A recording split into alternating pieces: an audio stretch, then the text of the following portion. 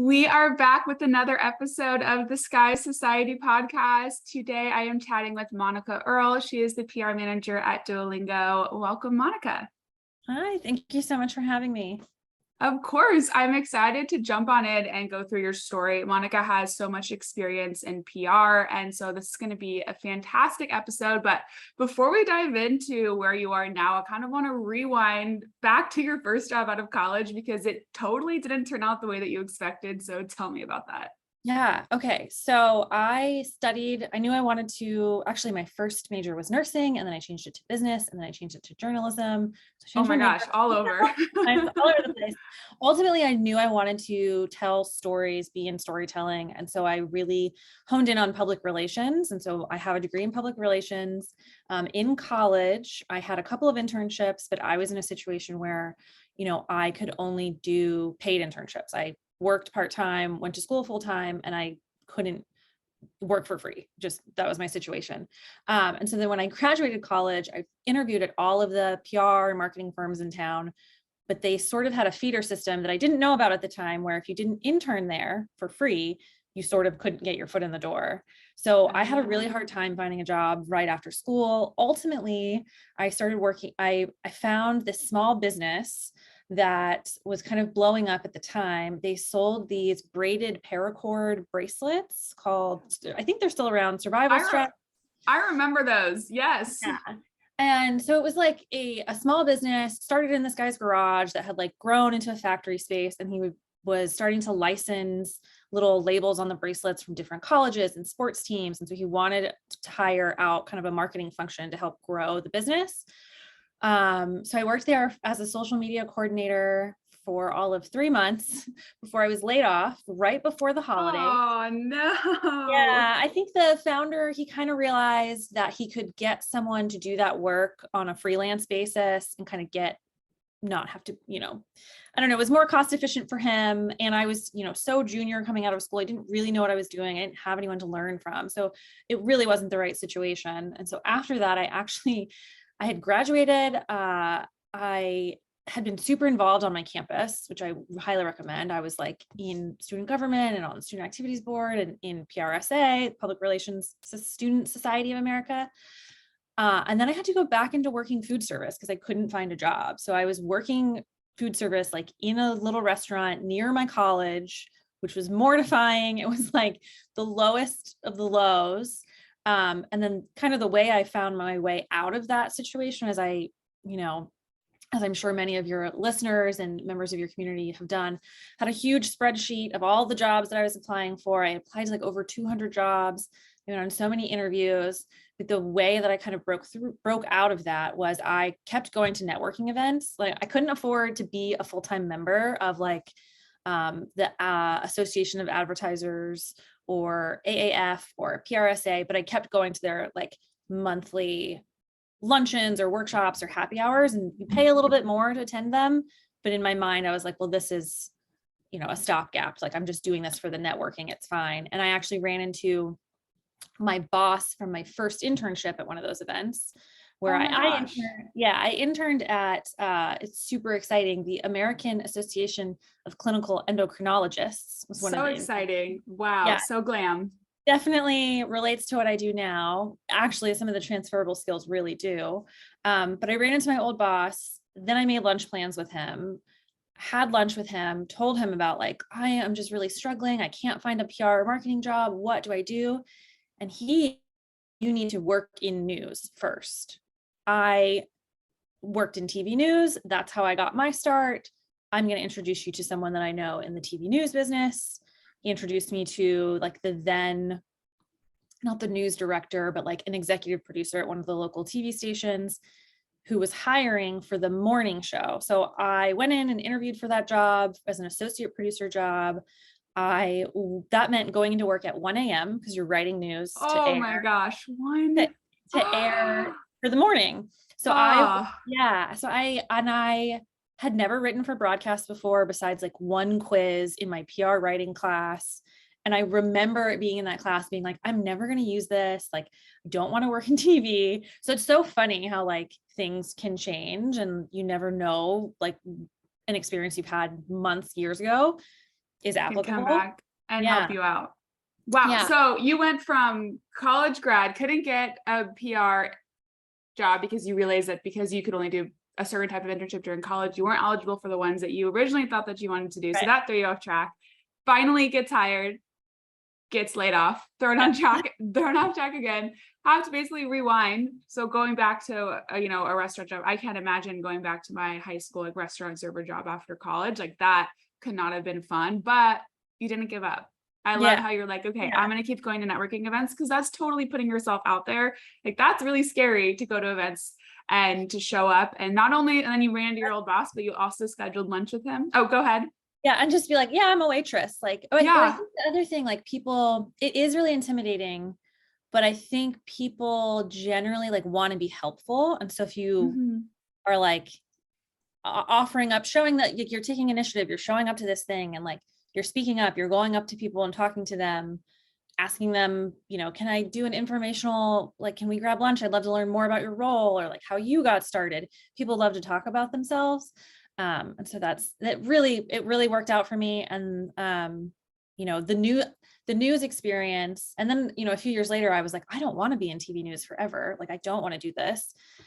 This was only supposed to be for a year and I was there for 3 years.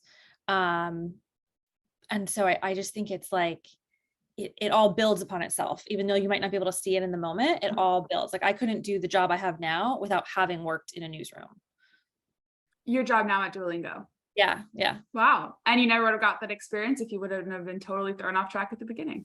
Totally. It all works out. All right. So you were at this news, doing news for a couple years, and then you spent 6 years at a tech PR firm and you built out their entire training program for recent graduates. Can you share a little bit about what you did there and that training program? Yeah. And actually a lot of the mid to large agencies have these programs. They're called either associate or fellowship programs. They're designed as like 6-month, basically paid internships, really for recent grads to come in and essentially get the training to allow them to step into that very first like entry level role and hit the ground running and not need a lot of hand holding. And every, depending on what clients you end up working on in these roles, the job is a little bit different. Like every day is a little bit different in PR, but really like the pillars of the program were teaching attention to detail and like the type of attention to detail that you need in the business world and that clients care about. Like the devil is really in the details. Things as simple as just like no typos, like good grammar, making sure if you're taking notes in a meeting that like you're capturing what is actually the most important thing. You don't need to be able to transcribe every single word, but can you listen to a meeting and identify like, okay, here's what's going on. Here's what someone who missed the meeting would need to know. And here are like the next steps coming out of this conversation. And that sometimes you can kind of only learn that stuff by doing it. I don't think it can necessarily be taught in a classroom. So that's why these fellowship or associate programs are so great. I really think there's 3 pillars. So one's attention to detail. The second is writing. And the third is definitely consuming news. Writing, I think writing in college is completely different than writing in the real world. Oh my gosh, I could go on for that forever. It's so different. You go from like, okay, write 10-page giant paragraphs, talk super professionally, big words, source.com. How do I sound smarter? Yes, exactly. When you get to the business world, you're like, oh, actually, no one has time to read any of that. And like, how can I get my point across in 3 sentences or less? Like, the more concise you can be, the better. And so that also is like, you kind of have to untrain your brain from that college style of writing to writing for the real world. And especially in public relations, like you're writing pitches that are going to go to reporters whose inboxes are completely flooded. So how do you write something that like gets their attention? It doesn't take up too much of their time, that gets them hooked and interested in like whatever story you're trying to get them to write. And then the third thing is really consuming news. And I think I had a professor tell me this in college and it didn't really sink in until I was on the agency side, where I was like, oh, this is really good advice. In order to work in the news industry, public relations, marketing, you have to know what's going on in the world. You have to be like a voracious consumer of media, whether that is broadcast, print, online, social media. I know there's like Washington Post has a great TikTok account. But how can you, if you want to be the one making that type of content, or if you want to be the one getting stories out in the world, you have to be consuming stories to know what makes a good one, what is trending, what are reporters interested in. You don't want to send a pitch for something that's like is past, or you don't want to, like this week in New York City, it's UN week. So just having that knowledge of like, okay, anybody who writes anything about city planning, about government affairs is going to be swamped attending this stuff. So I'm better off waiting to reach out to them. Yeah. So understanding like contextually what's going on in the world, so that way you can be better about either sharing the news that is going on or just knowing like how to maneuver based on the current events. Yeah. Yeah. And it just helps you just be more aware. And I think that that was the big thing for me in that training program, was like really getting the associates to, so every associate was assigned a couple of clients, and then it's like, okay, you need to go find the newsletters or the publications that these clients and their competitors are covered in, and you need to really become an expert on that. And I think that's the fun part about PR, especially on the agency side, is you're working with a bunch of different clients. You get to learn something new every day. I know so much about like sustainability that I didn't know before my job at Archetype, and smart home devices and all sorts of things. So yeah, I Always think learning it and doing new fun things. And especially for your different clients, you get to jump into their niches. I want to move on to what you're doing now, but before we jump into that, can you explain? I know you did this awesome program that was specifically for recent graduates, and a lot of our listeners are newer in the marketing field, and it's really difficult for them to, I mean, a program like that's awesome if you can get into it, but I'm assuming those are pretty competitive as well. So how can someone get their foot in the door in PR or marketing if they really don't have a ton of experience? I think that is a big question. Like, I get it. Like it's hard. It takes time and like availability to do these internships and these programs. A lot of the bigger agencies want you to live in a big, expensive city, but not pay very much. So I totally get it. I think doing things like your program, for one, like that's a great place to start. I think maybe even smaller scale is, if you recognize like, okay, I took classes in XYZ, but there's this one thing that I'm really interested in that I didn't necessarily learn in school. There's so many free courses online now from Coursera, LinkedIn Learning. I know that when I was hiring, like I was part of the hiring panel for that associate program, and we would look at candidates who, some candidates you could tell came just from a more privileged background and had the opportunity to do more unpaid internships. But I distinctly remember one candidate who we actually ended up hiring for the entry-level role, not even for the fellowship program, who had taken like every single LinkedIn Learning course on crisis comms, because she was like, this is something I'm interested in. I really want to learn more about it. In my current role, I'm not exposed to this, but I'm so interested in it. And I know that, at this agency, that I might get to work on. And I just thought like showing that initiative and drive was huge. So doing things like that. I also think volunteer work is great. Like if you can find, that's also a nice way to marry your like personal interests and passions with your work life. So if you're personally passionate about, like for me, it's running, and I've volunteered with Team for Kids a couple of times. If there was a way for me to like use my work skills to empower a nonprofit that I care about, and gain experience along the way and like boost up my resume, I think that's another nice way if you're trying to break in to the industry early in your career. It's a nice way to do it. And one other thing on this note, I think managers are hiring when managers are hiring for the entry level, they're not looking for you to have an exact set of skills. Like they know that you're going to learn. Every job, every company is a little bit different. You're going to learn the way we do things once you're in the door. At the entry level, they're really looking for people who are open to learning, who are self-starters and take initiative, and who have like good attitudes, who will be enjoyable to work alongside. So I think if you can showcase those things either on your resume or in your cover letter, definitely in your interviews, like that will take you far when you're interviewing for those entry-level roles. That is so important. Yes. That if you show that you're really hungry to learn. I've had girls tell me in my accelerator program that, oh my gosh, I got hired because when they asked me like why they hired me, I said, because I'm willing to learn and I'm a quick learner, and just like really emphasizing that you are you want to be confident in what you have, but also be aware that you don't know everything and that you're not going into this role the most experienced. But if you can be aware and not discouraged by that, but energized, but like there's so much for me to learn, I think And employers really appreciate that.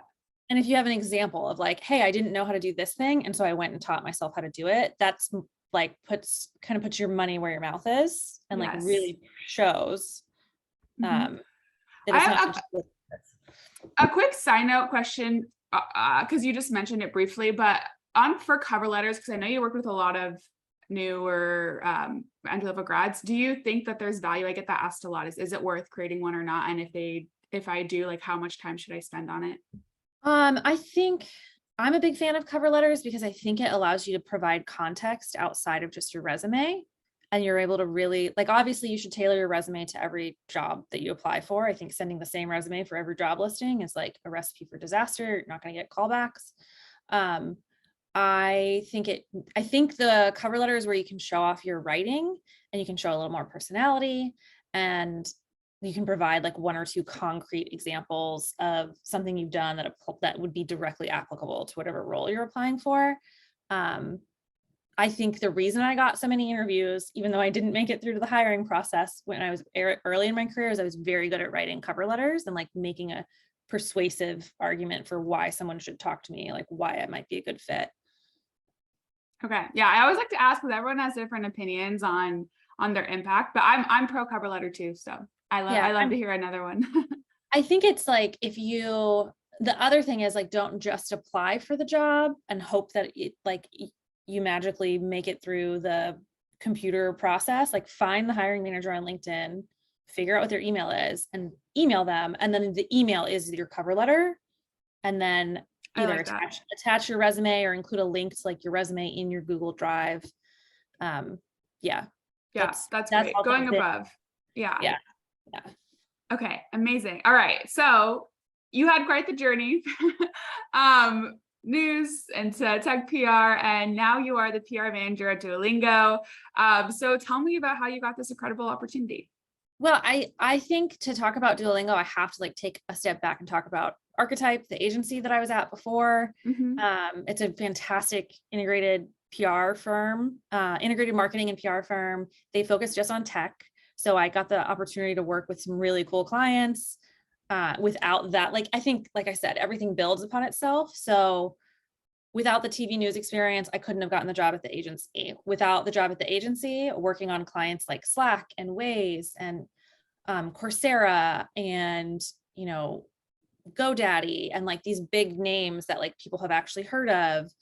I don't think I would have been able to get my foot in the door at Duolingo.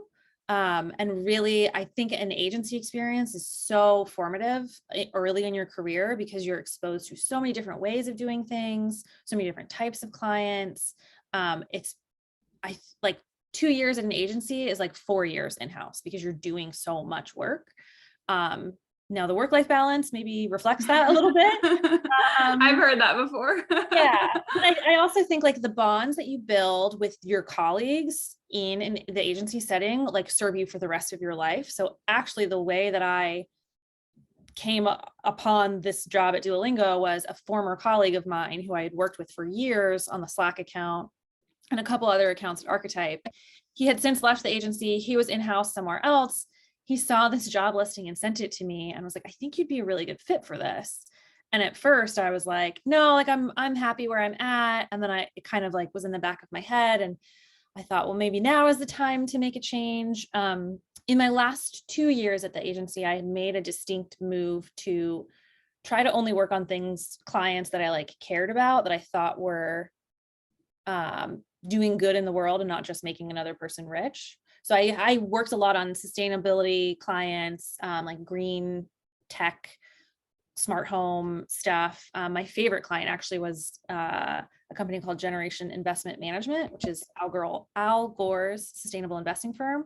Oh, wow. So I got to work on, it was really cool. I got to work on like funding announcements for all these really awesome startups that are like going to change the world and make the world a cleaner place and save the environment.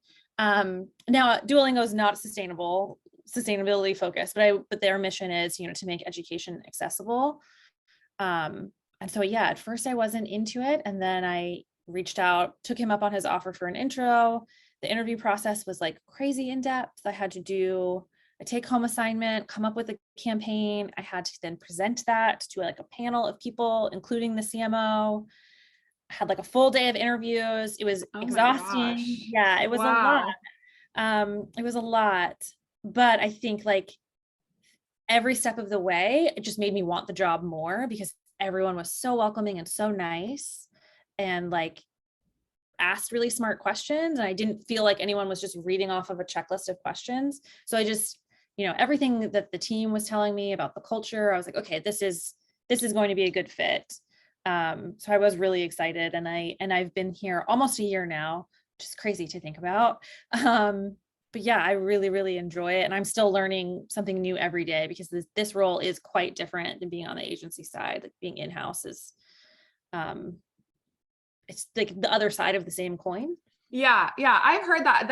I've interviewed a couple other PR managers for the podcast, and it's funny because they go agency to in-house. So I feel like that's like the natural progression of what you do. And so a lot Yeah. of them have that story. But I love what you said about how what drew you to the company was the culture. And and I have girls that ask me, they're at a job that they like, and they have an opportunity to interview for another one, and they almost feel like guilty for even like Yeah. entertaining it or taking it because they feel like grateful that they have this opportunity and they love their team. And so I think maybe that's kind of where you were too, where it was like, I'm happy where I'm at, Yeah, but sometimes you don't know what you don't know about another exactly. opportunity. And I also think it's good to keep in mind that in the interview process, like you're interviewing them as much as they are interviewing you. Like, and I think especially earlier in your career, it's easy to forget that because Yeah. you're like, I'm so young, I don't have as much experience. But like, Yes. if there are little red flags, then like listen to those. Mhm. And if there are green flags, like listen to those. Yeah, it's definitely a two-way street. And I used Duolingo when I went and studied abroad in Spain as like preparation to learn Spanish. And so I've been familiar with it for a while, but obviously Duolingo's like blown up like crazy on TikTok. You guys have an amazing social media manager who's insanely talented. But sometimes, like anything on the internet, some of the videos can rub certain people the wrong way. And obviously, since you're in PR, I've got to ask. So, for any videos that kind of cross the line, what approach do you take to repair any damage? Which I'm an approach that I'm sure is transferable to like any company or any position when you do something that isn't necessarily perceived the way you intended it to be. Yeah, yeah, I think it is, the TikTok went viral and got so popular so fast that Mhm. um you're sort of put on a pedestal of like, oh, they're so successful, and then you like the danger of making a mistake and becomes very real. But the Yep. whole reason for the success is that we're taking so many risks on this platform and trying new things. So earlier this year we definitely had a moment like this happen where we left a comment on something that went viral for all the wrong reasons. It was not good, it was a negative comment, we took it down. um, and it really taught us that we needed to build better guidelines for what to post, how, like just some guardrails in place. The thing grew so quickly, and Zaria did such an amazing job, but it really was up to kind of the management of the marketing team to put guardrails in place to kind of safeguards. So we've done that. As far as like repairing damage, I think that it's really important to, there's sort of like three buckets this falls into, is like when to explain the reasoning behind doing something without becoming defensive. And that's a really fine line. You can't make excuses. Um, and sometimes it's really not worth it to argue with people on the internet. Like Twitter is just, sometimes it's like a rotten black hole, and it's not really worth it because Yeah. it doesn't, that like people have an idea, they're mad, it's the mob on the internet. If you kind of ignore it and accept like, okay, we've made a mistake, here's how we're going to address it and keep it from happening again in the future, the best thing to do is just kind of move on, carry on. The internet mob will find something else to be mad at within 48 hours. Sometimes like overly apologizing or overly explaining or getting defensive just breathes more life into a news cycle. And some of that is like, there's no like hard and fast rules about when to apologize, when not to apologize. I think you kind of just have to follow your gut, and hopefully you're working on a team where you've built a lot of trust. when that negative thing happened, Zaria felt awful. She wanted to issue a huge apology. And, she actually had several speaking opportunities coming up in like the next month. And she was like, do I cancel these? What do I do? And I was like, why don't you, like, you need to take a full day offline, like unplug. The world is not TikTok. The world is not Twitter. Go to a coffee shop. Like, I bet you the barista doesn't even know who you are, has no idea about this drama that's happening on the internet, and like reset. And when you come back to work in a few days, this whole thing will have blown over, and then we can figure out how to keep, mistakes or missteps like this from happening again. And that's exactly what we did. But yeah, I think arguing on the internet, I just wouldn't recommend. And like knowing how to explain the reasoning behind something without coming across as defensive is like an art. And it's also situationally based. So unfortunately, like there's not a hard and fast black and white rule there. But I like what you said there about the difference between defensive and explaining. And I mean, I even think of that like personally in my like own life, when you get in an argument with like a friend, or, your family is like, those people that are just always so defensive that it's not even like fun to talk to them because like, yeah, it's not even worth it. So I like, that's a good question. I'm like thinking of putting my shoes in like a PR manager or PR coordinator or assistant that may be listening, of like, okay, am I being defensive, or also like, am I over apologizing? Like, am I, because I'm so close to it and this is all I see, am I making too big of a deal out of it, when in reality, like what you said may be true, of like, it's just the biggest thing right now, but in a couple of days, it's not going to be anymore. Yeah. And like, that is just the nature of the world that we live in. It's just, everyone is so easily offended now. Yes. So it is, that is the risk, or the kind of challenge of social media, is like, in order to get attention and be engaging, you have to take risks. But sometimes when you take risks, you might offend some people. So it's just about really, really knowing your brand. And again, like having those clear safeguards and guardrails, which are now in place. So like I think we're doing a much better job of better supporting Zaria, giving her, clear guidelines to run in that don't infringe kind of on her creative process or her autonomy of being able to like be witty and funny and snappy and like, and move with the speed of the internet, which is like crazy fast.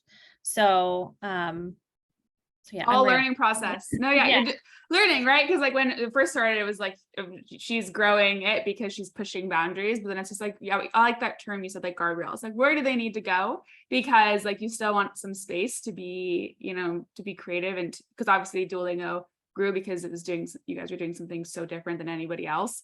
Yeah. So yeah, I like that term. And I know that damage control is one small part of your job, but tell me a little bit about what a day in your life, or maybe a week in your life, because I'm sure no day looks the same as a PR manager for Duolingo. Yeah, it's so true. Every day is a little bit different.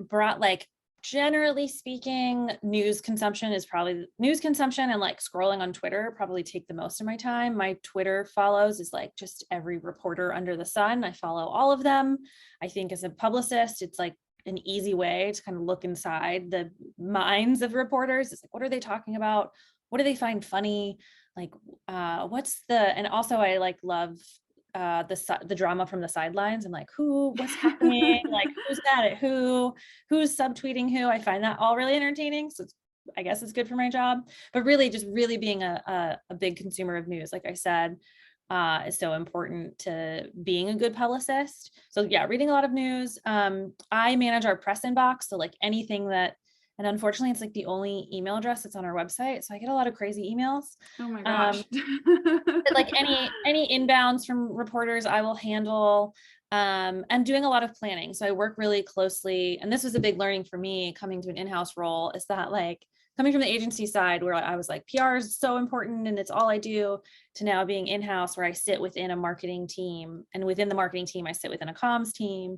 So I work alongside our head of editorial strategy, who runs our blog and like our LinkedIn posts, and alongside Zaria, who does social media, and our US director of marketing. And I also work closely with our creative marketing team, who comes up with kind of more buzzy, hacky growth ways to like tap into pop culture moments. And so it's supporting campaigns that they're planning. So for example, earlier this year, the new HBO Game of Thrones show launched, we updated our High Valerian course and did an official partnership with HBO. Timed to like promote the premiere of the show. That sounds so fun. Yeah, it was really fun. So I mean, we spent months planning that and writing the pitches and like working with entertainment reporters to get that coverage out there. So it's like supporting kind of planned moments in time, as well as, you know, keeping an eye on what's happening in the news. Last year, you know, we saw Squid Game go viral and everyone talking about it. And we actually took a look at our own data, and it showed that there was an increase in Korean learners in the US. And so we were able to kind of take that data and send it out as a proactive pitch to some reporters. And it generated a lot of great coverage about, you know, Korean culture coming to America. And you've got the Korean K-pop boy bands plus Squid Game. It's kind of this trend moment in time. So it's looking for opportunities as I'm reading the news. It's not just reading the news, it's reading the news and like applying it to how can we be in these stories. And then also just like, I manage our US PR agency, so giving them what they need to be able to go talk to reporters, and sitting in a lot of planning meetings and kind of gut checking when someone's like, oh, this could totally get press coverage, and asking the questions of like, okay, well, what makes this newsworthy and why would this get press coverage, and really doing actually a lot of education internally at Duolingo into what a publicist does and like what my role is, and kind of how news works, which is also why that experience working in a broadcast newsroom is something I'm able to say like, well, you know, here's how EPs think about planning ahead. And here are the months of the year that something called sweeps is going on. And so it's actually a little bit harder to pitch broadcast news during those months because they have so many pre-planned segments and investigations. And just having that knowledge really allows me to be seen as an expert internally for other people who don't really understand the industry or who come from different areas of marketing. Wow. So a lot. A lot. Yeah, a lot. I'm like, how are you managing all of this? This is so much. That sounds so fun. I love hearing insights into that because I think it's a good tell when you're young in your career of like, would I really like to do that? And so I feel like if someone's really interested in the news and is already scrolling on Twitter all the time and like finds what you find naturally interesting, this would be a role where they would really thrive. Yeah. Okay. Well, your career so far has been absolutely amazing. And one of the things I also want to talk to you about is that something you had mentioned is that you're really good at following your gut and knowing how and when to do that, which is hard. So can you share some tips for some of us like me who may struggle with that? Yeah. One, that's such a huge compliment. So thank you. I think, especially as like women, I think we forget, like we second guess ourselves a lot, and we forget that like our intuition is actually probably our strongest asset. Like women move through the world in a way that men just don't ever have to think about. So like and actually I think that's why women make such good publicists, because you're kind of constantly thinking like, what could go wrong here? And like, how can I plan to mitigate Such a good point. Yes, exactly. Yeah. Not that men can't be great publicists. I'm just, in my experience, I've mostly worked with female PR folks. And so I don't know, I think it's just like, it's not like I don't have like a great tip because it is hard. It's really, really hard. But I think it's kind of listening to like the little voice in the back of your head, or if there's that like nagging feeling of like something's not quite right, like listen to it and maybe like sit down and write out like, what are you thinking? Because sometimes just like getting it down on paper gets it out of your head and then you can better process it. I think that's kind of my method. Yeah. And I also think that like when I took the job at Archetype, on the same way of like intuition can tell you when something is not right, intuition can also tell you when something is great. And like if you're like excited but like a little nervous, like that's a great place to be in your career, where you're like, I know that I'm not going to know everything, but like this opportunity is so good. So when I took the job at Archetype, I was living in Jacksonville, Florida at the time. I had to sell everything I owned to moved to New York with a couple of suitcases, and it was super scary, but also so exciting. It was just one of those moments where you're like, if I don't do this, I will regret it.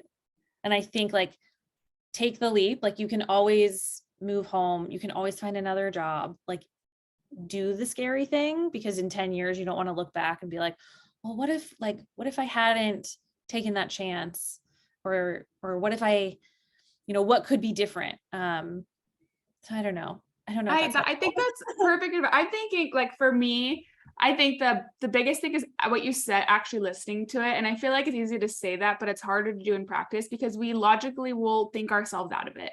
Yeah. Like, we will feel some type of intuition. Maybe even for you, it's like, "Oh, I feel like the story would be good," even though, like, the data maybe isn't all right there, but, like, I know in my gut that, like, this is the right thing. But then logically, you could be like, "Well," you could say there could be a million reasons no logically, but if that all you really need is that one intuition piece and about doing those things while you're scared too. I live in Austin, Texas now. I used to live in California. I moved here without knowing a single person.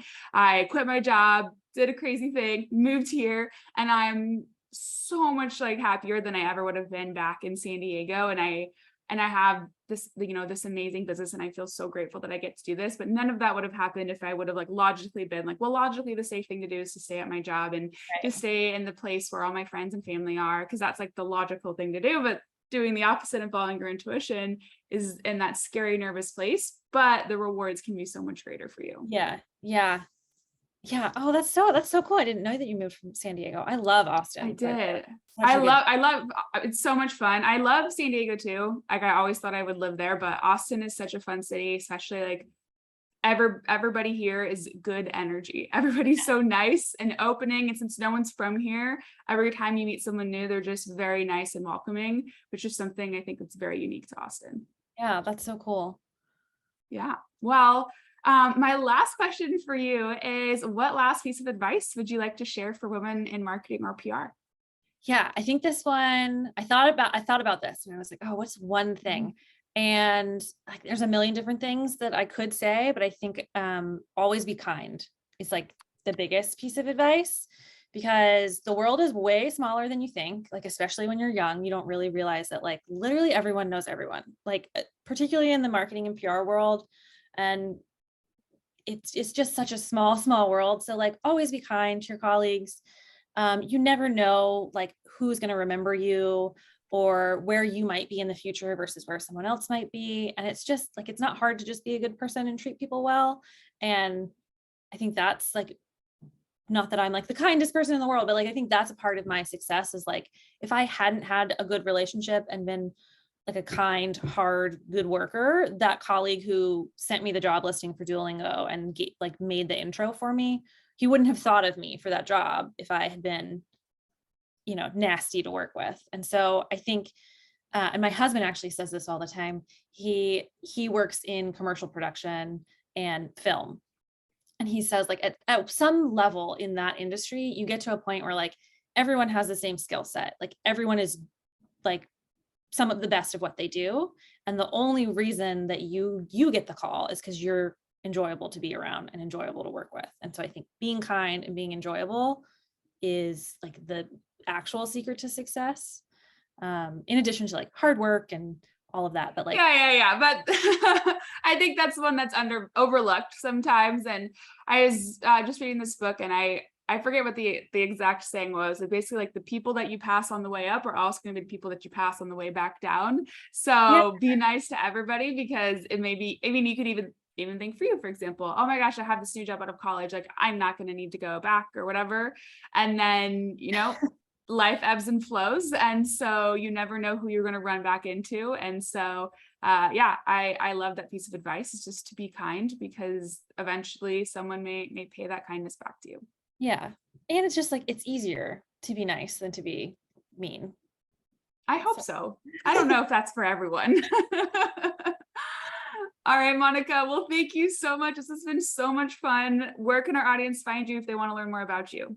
yeah, so I'm on LinkedIn, Monica Earle. You can also follow me on Twitter. It's Monica Rose Runs. A long time ago, I had a running blog. I don't do that anymore, but I've never changed my social media handles. So yeah, Monica Rose Runs or Monica Earle on LinkedIn. And thank you so much for having me. This was so fun. Of course. Thank you, Monica. Okay, we are